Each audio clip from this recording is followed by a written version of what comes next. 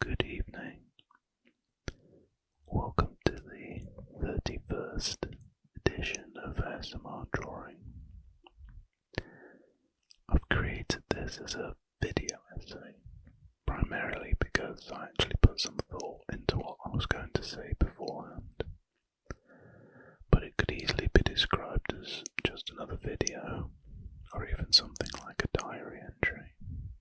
Either way, as some of you may or may not have seen or heard me say, I create art for people, for money, and I'd like to talk about it. The kind of art in question is often quite different to the work I make for myself, or for this channel.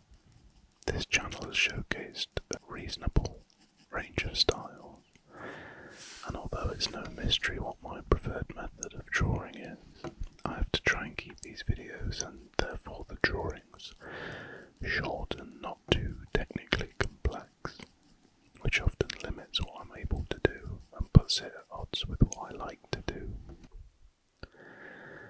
Don't get me wrong though, I love everything I draw and would never do something that I wasn't invested in. But what I truly love to draw can't really be contained within a 20-minute video. What I love is complexity and density, a maximalist aesthetic that can only be achieved with hours of work. The kind of work that makes my hand hurt and my eyes strain. Donna Tartt once said, regarding the fact that she takes a decade to write each of her novels, "I'm painting a huge canvas with a brush the size of an eyelash." Fortunately for me, this is what other people seem to like and what I get asked to make. The beauty of drawing this way means that I can include dozens of tiny references.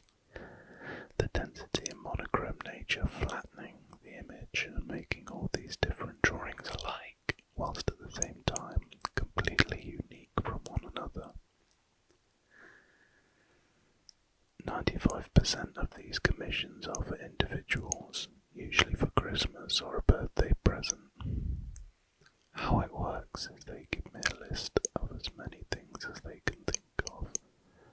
Places, buildings, holidays, countries, people, bands, pets, cars, clothes, shops, schools, mountains, books, films, anything, and I put it in the picture. There's no limit to how many things can be included. There's always a way to make it fit.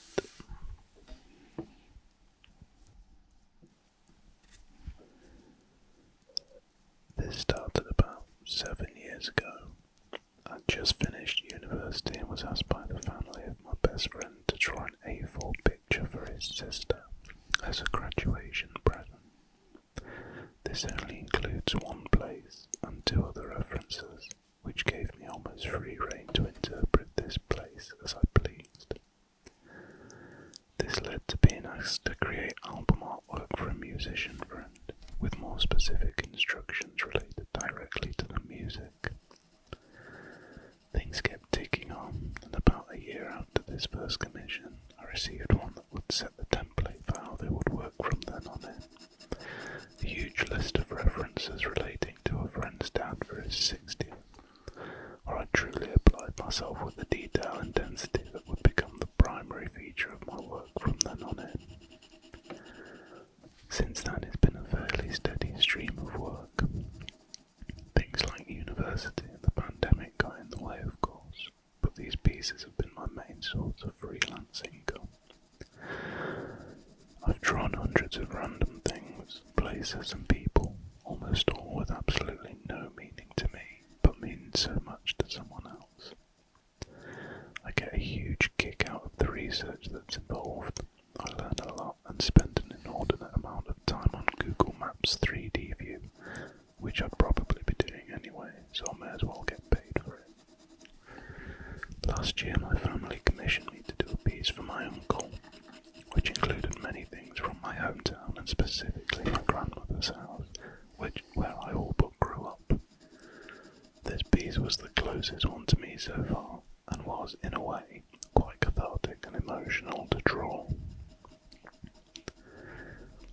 I think I have quite a selective attention span, but when it comes to drawing details, I find that I can go on for hours without much of a break.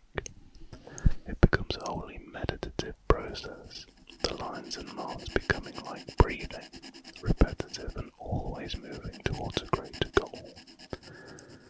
Drawing is an inherently calm activity that forces you to slow down and take a breath, steady your hand, and dive headfirst into what you're creating. It sometimes feels strange to be orchestrating complete chaos from being so calm. In a way, all of what I'm saying is partly the explanation for why I decided to make an ASMR drawing channel. If I can give to people what ASMR and drawing gives to me,